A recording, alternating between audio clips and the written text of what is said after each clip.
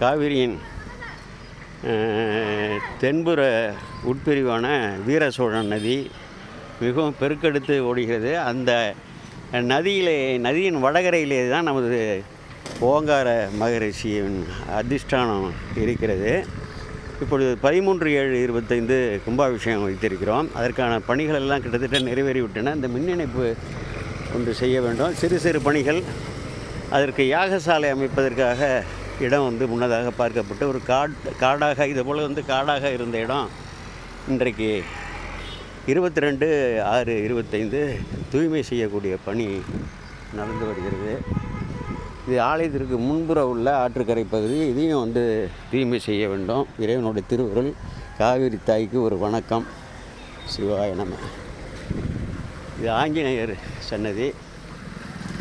இது மேலே விநாயகர் பிரதிஷ்டை செய்யப்பட்டிருக்கிறார். அது முன் மண்டபம், முகப்பு மண்டபம்.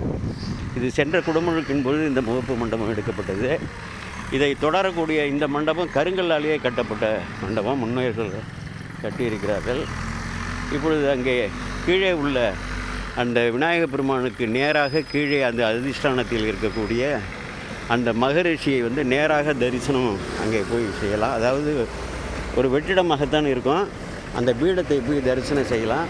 இதுபோல் அமைப்பு கிட்டத்தட்ட வெகு குறைவாகவே இருக்கிறது. பல சித்தர்கள் பீடங்கள் எல்லாம் பல இடங்களில் இருக்கின்றன.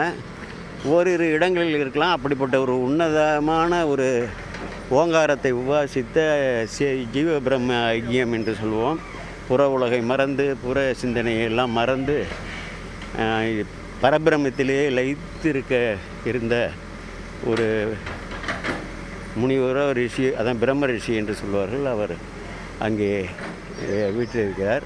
ஆற்றுக்கரை ஓரம். ஆற்றிலிருந்து ஒரு 30 அடி தூரம் தான் இருக்கும் அந்த அதிஷ்டானம். அந்த தண்ணீர் புகாத அளவுக்கு பழங்காலத்திலேயே இந்த சுண்ணாம்பு கட்டெல்லாம் கட்டி அதை அப்படியெல்லாம் பாதுகாத்திருக்கிறார்கள். இப்பொழுது மக்கள் எல்லாம் போக வழி செய்திருக்கிறேன். சிவாய நம.